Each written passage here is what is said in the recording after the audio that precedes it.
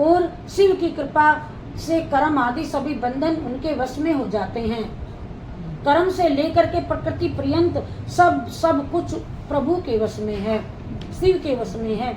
तब तक जीव मुक्त कहलाता है जब तक स्वात्माराम रूप से विराजमान होता है।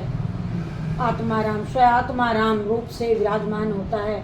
परमेश्वर शिव की कृपा से जब कर्म जनित शरीर अपने वश में हो जाता है तब भगवान शिव के लोक में निवास का सौभाग्य हो जाता है। और शिव के निवास में सौभाग्य प्राप्त होता है जब इंसान का, जब घर से परिपूर्ण आत्माराम कहलाता है, जब वो सब तरफ से छोड़ करके ईश्वर में लग जाता है तब शिव के निवास में उसका स्थान सौभाग्य प्राप्त होता है आने का, रहने का। इसी को साल्योक मुक्ति कहते हैं। ये तन्मात्राएं वश में हो जाती हैं। तब जीव जगदम्बा सहित शिव का सामीप्य प्राप्त कर लेता है, पार्वती जी के सहित। और ये सामीप्य मुक्ति है और उनके आयुध आदि और क्रिया आदि सब कुछ भगवान शिव के समान हो जाते हैं। और भगवान का महाप्रसाद प्राप्त होने पर बुद्धि भी वश में हो जाती है और बुद्धि प्रकृति का कार्य है, उसका वश में होना समष्टि मुक्ति कहा गया है। पुनः भगवान का महान अनुग्रह प्राप्त होने पर प्रकृति वश में हो जाएगी और इस समय भगवान शिव का मानसिक ऐश्वर्य बिना यत्न के ही प्राप्त हो जाएगा, बिना प्रयत्न के ही। और सर्वज्ञता और तृप्ति आदि जो भी शिव के ऐश्वर्य हैं उन्हें पाकर के मुक्त पुरुष अपने आत्मा में विराजमान होता है। वेद और शास्त्रों में विश्वास रखने वाला विद्वान पुरुष इसी को सायुज्य मुक्ति कहते हैं। और इस प्रकार लिंग आदि में शिव की पूजा करने से क्रम से मुक्ति स्वतः प्राप्त हो जाती है, मुक्ति मिल जाती है इंसान को। कहता है जी नाम लेना, पूजा करना, ध्यान करना, करना है ये सब जीता और जीता छुटकारा और इसी प्रकार लिंग आदि में शिव की पूजा करने से क्रम से मुक्ति स्वतः प्राप्त हो जाती है। इसीलिए शिव का कृपा प्रसाद प्राप्त करने के लिए तत्व संबंधी क्रिया आदि के द्वारा उन्हीं का पूजन करना चाहिए। सदैव शिव क्रिया, शिव तप, शिव मंत्र, शिव जप, शिव ज्ञान, शिव ध्यान, शिव सदा शिव उत्तरोत्तर अभ्यास सदैव निरंतर बढ़ाते रहना चाहिए। प्रतिदिन प्रातः काल से रात को सोते समय तक और जन्म काल से लेकर मृत्यु के पर्यंत तक सारा समय भगवान शिव के चिंतन में ही बिताना चाहिए। सद्योजात आदि मंत्रों द्वारा नाना प्रकार के पुष्पों से जो शिव की पूजा करता है, नाना प्रकार के पुष्पों से जो शिव जी की पूजा करता है सद्योपादा जाति से, उन पुष्पों से वह शिव को ही प्राप्त होता है, वह शिव को ही प्राप्त होगा। और आगे ऋषि बोले कि हे तुम उत्तम व्रत का पालन करने वाले सूत जी, लिंग आदि में शिव जी की पूजा का क्या विधान है, हमें ये भी बतलाइए, हमारी बहुत सुनने की इच्छा है। तो सूत जी ने कहा, द्विजो ब्राह्मणों, मैं लिंगों के क्रम का यथावत वर्णन कर रहा हूँ, तुम ये सब लोगों ने कहा है तो तुम ध्यान से सुन लो। और ये प्रणव ही समस्त अभिष्ट वस्तुओं को देने वाला प्रणव प्रथम लिंग है मेरा भगवान का, उसे सूक्ष्म प्रणव रूप समझो। सूक्ष्म लिंग निष्कल होता है और स्थूल लिंग सकल होता है। पंचाक्षर मंत्र को ही स्थूल लिंग कहती हैं। उन दोनों प्रकार के लिंगों का पूजन तप कहलाता है और वे दोनों ही लिंग साक्षात मोक्ष देने वाले होते हैं। और पौरुष लिंग और प्रकृति लिंग के रूप में बहुत से लिंग हैं, उन्हें भगवान शिव ही विस्तार पूर्वक बतावेंगे। उन्हें उनकी वर्णन शिव ही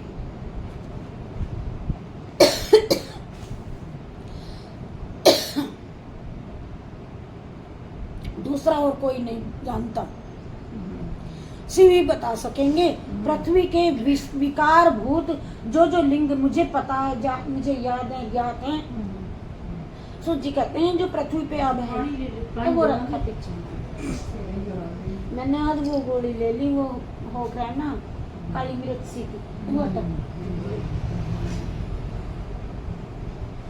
वो ले ली मैंने पहले।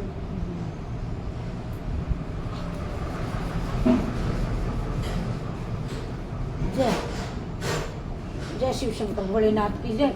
उनको जो मुझे ज्ञात है मैं उनको तुमको बतला रहा हूँ। उनमें स्वयंभू लिंग प्रथम है, दूसरा है बिंदु लिंग, तीसरा है प्रतिष्ठित लिंग, चौथा है चरलिंग और पांचवा है गुरुलिंग। देव ऋषियों की तपस्या से संतुष्ट हो उनके समीप प्रकट होने से के लिए पृथ्वी के अंतर्गत बीज रूप से व्याप्त हुए भगवान शिव वृक्षों के अंकुर की भांति भूमि को भेद करके जो नाद लिंग के रूप में व्यक्त हो जाते हैं। कहीं भी आप देख लो, कल तो तुमने देखा नहीं, आज पृथ्वी में से कोई शिव निकल ही आया, तो उसको बिंदु लिंग रूप कहते हैं। अपने आप कहते हैं ना, देखो वहाँ जाके देखो वहाँ निकल आया, कहीं निकल आया, अपने आप किसी ने गढ़ाया नहीं। वो उत्पन्न होती है बीज पृथ्वी से, वो बिंदु लिंग रूप बताया। और उसमें पृथ्वी के अंतर्गत बीज रूप से व्याप्त हो भगवान शिव वृक्षों के अंकुर की भांति भूमि को भेद करके नादलिंग के रूप में व्यक्त हो जाते हैं। वे स्वतः व्यक्त हुए शिव ही प्रकट होते हैं। शिव शिव होने के कारण स्वयंभू नाम धारण करते हैं। ज्ञानी जन उनको स्वयंभू लिंग के रूप में जानते हैं, उपासना करते हैं। उन स्वयंभू लिंग की पूजा से उपासक का ज्ञान स्वयं बढ़ने लगता है। जिस किसी ने जान लिया कि अब मुझे इनकी करनी चाहिए, ये हमें उद्धार करने को आए हैं, और वह दिनों दिन उपासक का उसकी पूजा करने से ज्ञान ध्यान बढ़ने लगता है। सोने के, चांदी के आदि के पत्र पर, भूमि पर तथा अथवा वेदी पर अपने हाथ पे लिखित जो शुद्ध प्रणव मंत्र रूप लिंग है उसमें तथा मंत्र लिंग का आलेखन करके उसमें भगवान शिव की प्रतिष्ठा और आवाहन करे। और ऐसा बिंदुनाद में लिंग, उसका नाम बिंदुनाद में लिंग स्थावर और जंगम दोनों ही प्रकार का होता है। इसमें शिव का दर्शन भावना में ही है, ऐसा निसंदेह कहा गया है। भाई कोई यहाँ बना ले, कोई यहाँ बना ले, त्रिशूल बना ले, त्रिशूल भी भगवान का ही ना रूप है, और कोई मंडले, और कोई अपने अंदर ही हम मानते हैं, हमारे अंदर ही भगवान है, तो उसका भावना में है। हाँ, इसमें और तरह से ये तो पूरा संस्कृत का अर्थ है। ना वो नहीं आ रहे, वो कोई नहीं आ रहा, उसमें होता है ये असली पता नहीं।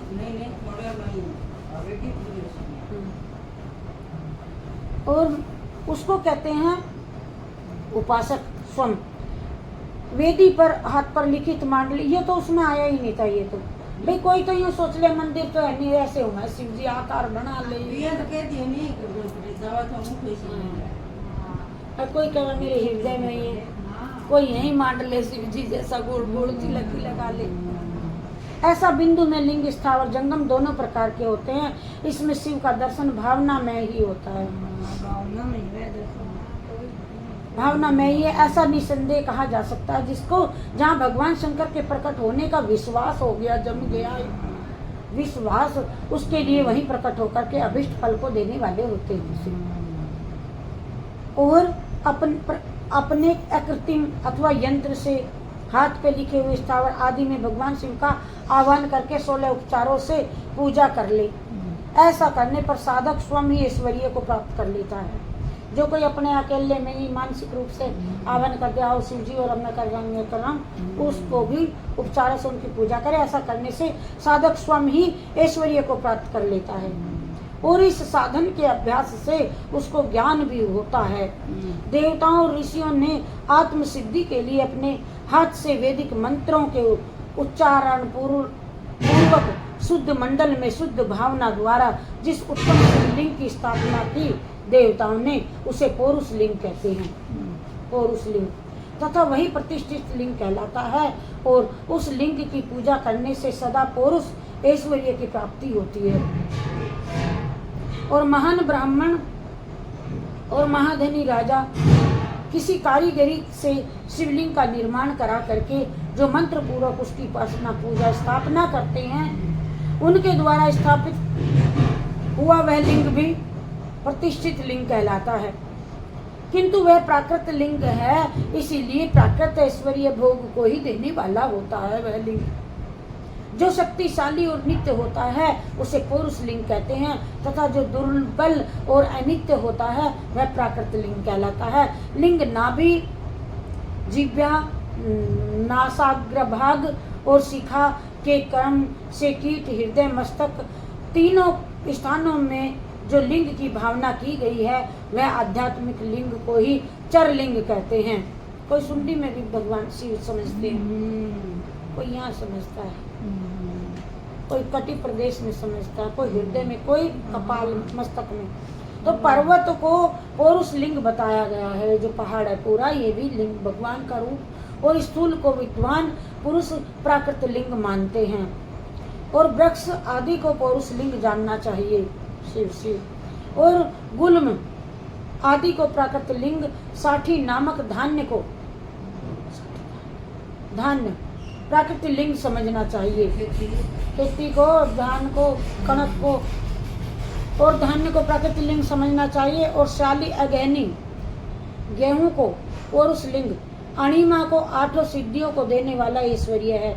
जैसे पौरुष ऐश्वर्य जानना चाहिए उसे, और सुंदर जो कोई स्त्री हो तथा धन आदि विषयों को आस्तिक पुरुष प्राकृत ऐश्वर्य कहते हैं। चर लिंगों में सबसे प्रथम रसलिंग का वर्णन किया गया जाता है।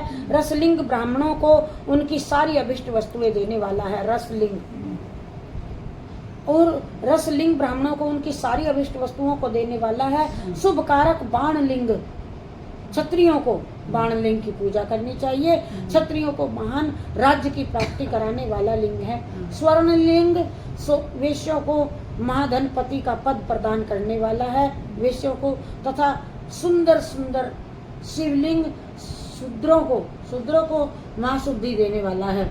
स्फटिक में स्फटिक का लिंग और बाण लिंग तथा सब लोगों की, सब समस्त लोगों की, हर एक लोगों की उनकी समस्त कामनाएं प्रदान करते हैं। अपना ना हो तो दूसरे का स्फटिक लिंग लेकर के पूजा की जा सकती है। ये पूजा निषिद्ध नहीं है, किसी दूसरे के शिव जी के साथ में पूजा करनी निषिद्ध नहीं है। स्फटिक का हो या बाण लिंग का हो, ये कर सकते हैं। जैसे किसी का आप ले लो, हाँ कर लो, दो का बस, एक स्फटिक का, एक बाण लिंग का, एक स्फटिक, हाँ। और किसी का स्फटिक का लिंग है, शिवलिंग इनके है, तो तुम थारी भी पूजा लग जाएगी।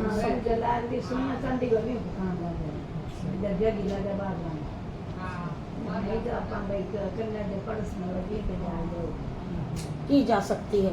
और दूसरे का स्फटिक बाणलिंग भी पूजा के लिए निषिद्ध नहीं है। स्त्रियां का कहते हैं ना, पूजा न करो, पूजा न करो, यहाँ सारी बात खुल जाएगी। स्त्रियों को विशेषतः सद्भाव के लिए पार्थिव लिंग की पूजा का विधान है। प्रवृत्ति मार्ग में स्थित विधवाओं के लिए स्फटिक लिंग की पूजा बताई गई है।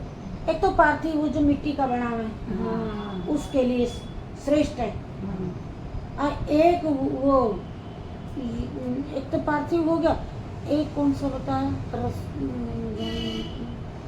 प्रवृत्ति मार्ग में विधवाओं के लिए स्फटिक का लिंग, और एक मट्टी का, दो भी कर सकती है बिना पति की औरत। जो ये कहना ना करो ना करो, करने का है अनिवार्य, कर सब कर सकते। एक तो स्फटिक का, एक खुद का माटी का, रोज बनाओ, रोज बनाओ।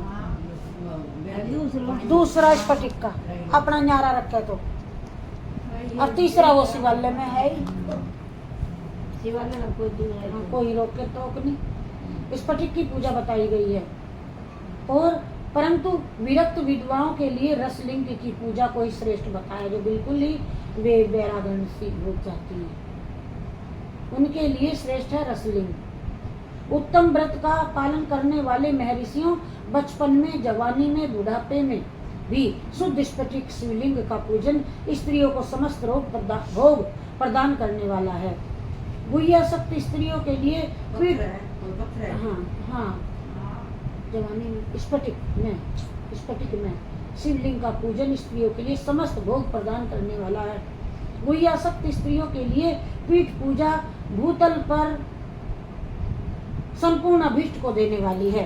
प्रवृत्ति मार्ग में चलने वाला पुरुष सुपात्र गुरु के सहयोग से, सुपात्र कोई गुरु हो, समस्त पूजा कर्म कर सकता है, के साथ कर सकता है। संपन्न इष्ट देव का अभिषेक करने के पश्चात अग्नि के चावल से बने हुए खीर आदि पकानों से नैवेद्य अर्पण करे।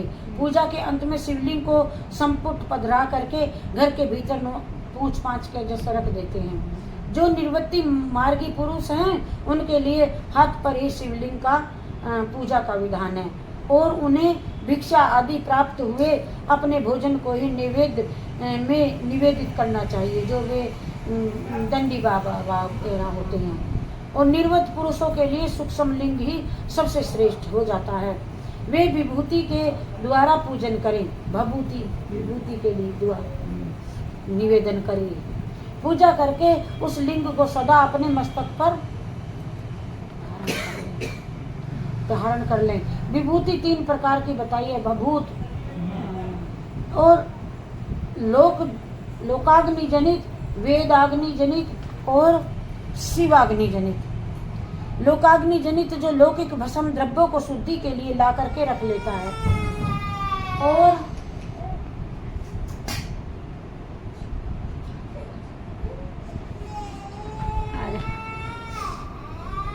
मिट्टी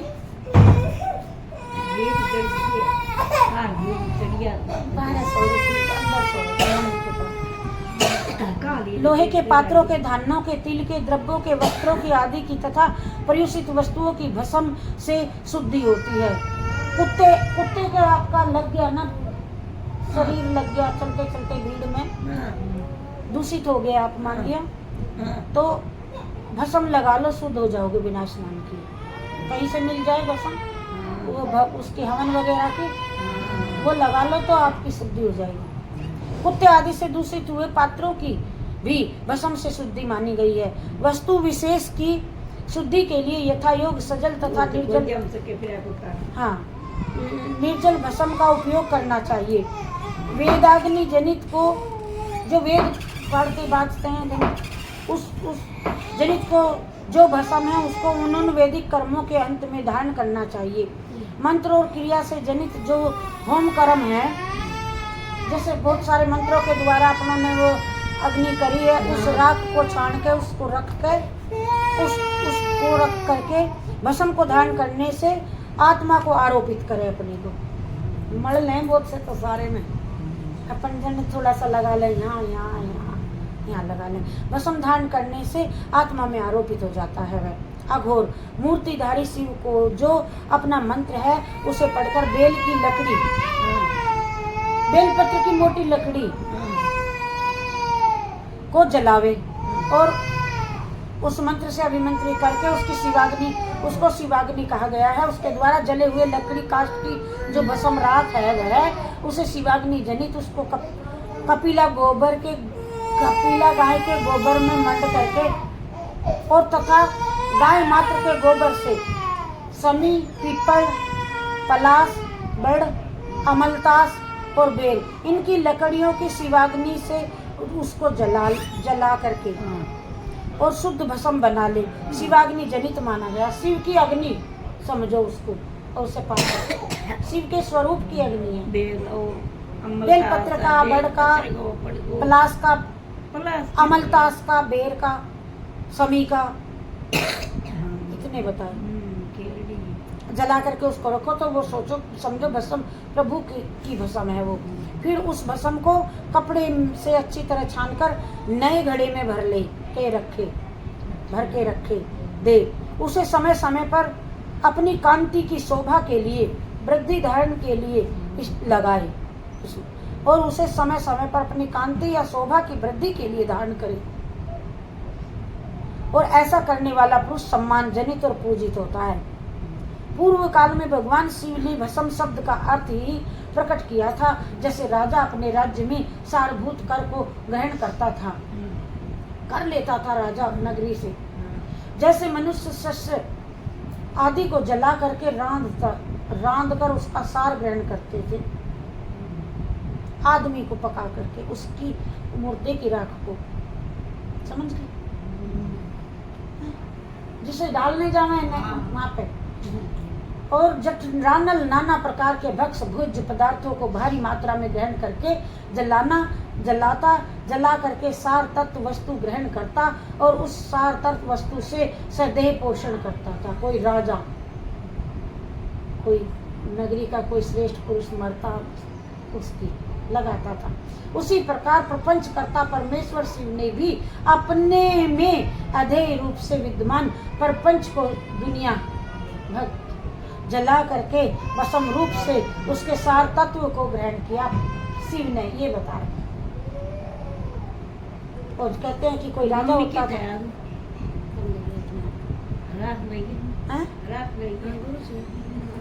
राख बभूत पोतने से के बहाने जगत के सार को ही ग्रहण किया शिव ने। अपने ये शमशान की राख लपेटते थे शंकर जी। और बताया कि पहले कोई राजा होते थे, वो भी अपने भक्तों की राख लपेटता था राजा, अपने सर्वस्व के लिए कांति। अब तो पाउडर आ रहे बहुत अच्छी तरह लगाने वाले पाउडर।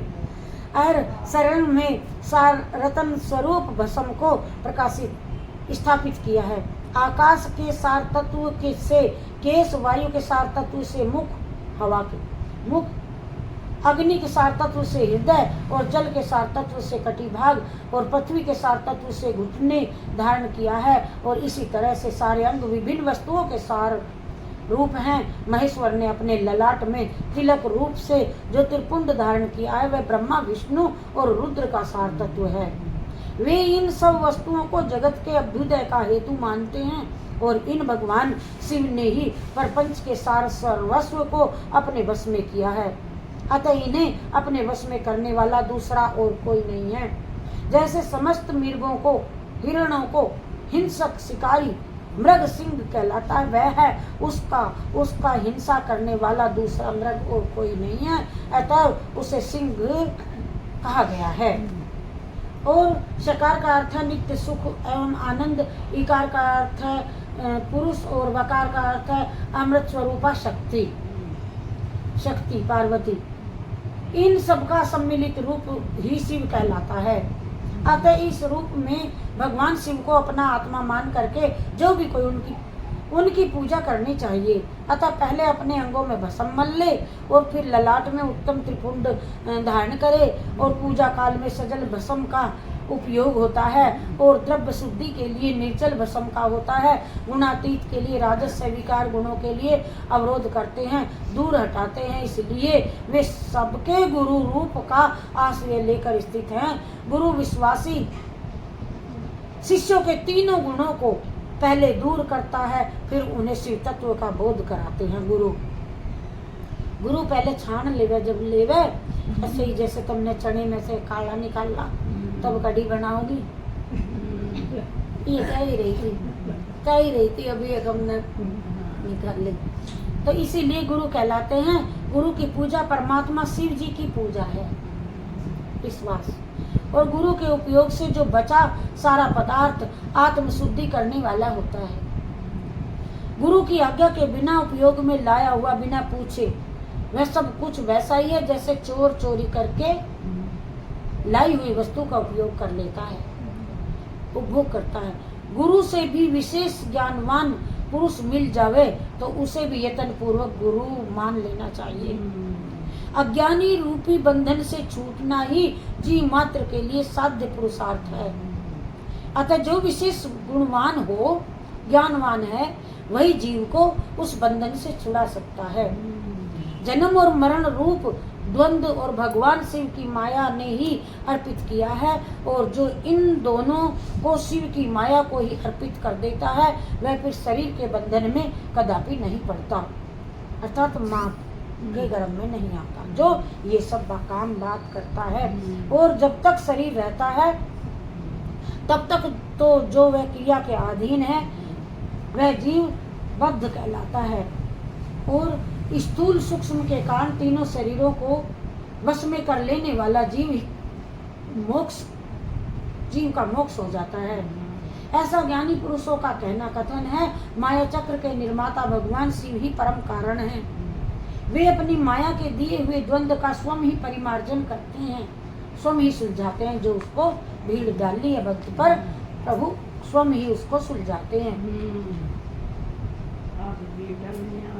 परिमार्जन करते हैं, मार्जन। अतः शिव के द्वारा कल्पित हुआ द्वंद्व उसी को समर्पित कर देना चाहिए। तुमने मुझे ये दुख दिया, तेरे अर्पण, वही सुलझाते हैं। जो शिव की पूजा में तत्पर हो, मौन रहवे, शांत रहवे, सत्य आदि गुणों से संयुक्त हो तथा क्रिया जप तप ज्ञान और ध्यान से मन से एक एक अनुष्ठान करता जा। जरूरी नहीं है कि बाजार से लावे खरीद कर वही चढ़ाऊं, मन में जो स्वच्छ चीज लावे वो चढ़ाए। गुणों से संयुक्त क्रिया जब तक ज्ञान और ध्यान से एक एक अनुष्ठान करता रहे। ऐश्वर्य दिव्य शरीर की प्राप्ति, ज्ञान का उदय, अज्ञान का निवारण और भगवान शिव के सामीप्य का लाभ, ये कर्म से क्रिया आदि के सब फल हैं, सुंदर फल है। निष्काम कर्म करने से अज्ञान का निवारण हो जाने के कारण शिव भक्त पुरुष उसके यथोक्त फल को प्राप्त कर लेता है। शिव जी का भगत, शिव भक्त पुरुष देश में, काल में, शरीर और धन के अनुसार यथा योग्य क्रिया आदि का अनुष्ठान करे। कहीं भी हो, चाहे देश में हो, काल में हो, वन में हो, रण में हो, तो वह यह जरूर करता रहे और शरीर धन के अनुसार यथा योग न्यायोजित पार्जित उत्तम धन से निर्वाह करते हुए विद्वान पुरुष शिव के स्थान में निवास करे। कहीं शिव जी का मंदिर हो, कहीं शिव जी का नाथ का द्वारा हो, है वहाँ पर निवास, दौड़ के वहाँ चला जा, इतना तो कर सके। जीव हिंसा आदि, अरे कोई जाएगा उसके चरण पड़ेंगे, अंदर से आने वाले के बहुत से बाबे बैठे रहे, मैं वो चरण जमीन को ही छू ले, यहाँ से भी भक्त गया, निवास करी, ऐसी जगह रहे, पड़ा रहे कोने में एक तरफ। जीव हिंसा आदि से बचे, कीड़े मकोड़े ना मरे, ऐसी जगह। और अत्यंत क्लेश शून्य, जहाँ कहीं हाय हाय मार मार ना हो, उस जगह। और पंचाक्षर मंत्र के जप की ध्वनि हो। अभिमंत्रित अन्न और जल को सुख स्वरूप माना गया है। अथवा कहते हैं कि दरिद्र पुरुष के लिए भिक्षा से प्राप्त हुआ अन्न, गरीब के लिए भिक्षा मांगने से जो मिलता है अन्न, ज्ञान, वह ज्ञान देने वाला है, होता है। अरे गुरु जी तो भेजे मांग के ला तू, तभी तो उसे बुद्धि आवे, 4 जगह तक जाएगा मांग। और क्लेश शून्य, भिक्षा से जो प्राप्त हुआ अन्न ज्ञान को देने वाला होता है, माना गया है। अथवा कहते हैं कि दरिद्र पुरुष के लिए भिक्षा से प्राप्त हुआ अन्न जल देने वाला होता है। शिव भक्त को भिक्षा का अन्न प्राप्त हो तो वह शिव की भक्ति को ही बढ़ाने वाला होता है। शिव जी के भक्त को मांग करके खाना शिव जी की भक्ति बढ़ाना है। और शिव योगी पुरुष भिक्षा का अन्न को शुभ तत्र कहते हैं। शिव योगी पुरुष जिस किसी भी उपाय से जहाँ जहाँ कहीं भी भूतल पर शुद्ध अन्न व भोजन करते हुए सदा मौन भाव से रहे, जहाँ कहीं खाने पीने को मिल जाए, मौन भाव से रहे और अपने साधन का रहस्य किसी को प्रकट ना करे। मैं क्या चाहता हूँ, क्या कर रहा हूँ, अंदर से अपनी भावना एक दूसरे को प्रकट ना करे। ये एक अपना एक अलग गुण है। सब कुछ दे दो अपनी गठड़ी में से, जो तुमने सोच रखा भीतर वो एक गुप्त बात है, उससे सामने वाले को उसे बताओ, जिस पे आपका मन टिका बताओ ही मत। मेरे से तो रहा नहीं जाता, मैं तो बता देती हूँ। आप तो और साधन का रहस्य किसी को प्रकट ना करे, भक्तों के समीप ही करे। जो शिव की भक्ति करता हो उसी को कहे। ये आ गया इसमें, भक्तों के समक्ष बात को कहे और फिर शिव के महत्व को प्रकाशित करे। शिव ऐसे आओ, तू भी कर, मैं भी करूँगा, आओ गावेंगे भजन, तो यही बात करे, दूसरी ना करे। कहने का अभिप्राय यही है कि बस शिव की बात।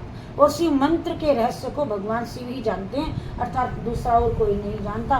बोलो जय शिव शंकर भगवान की।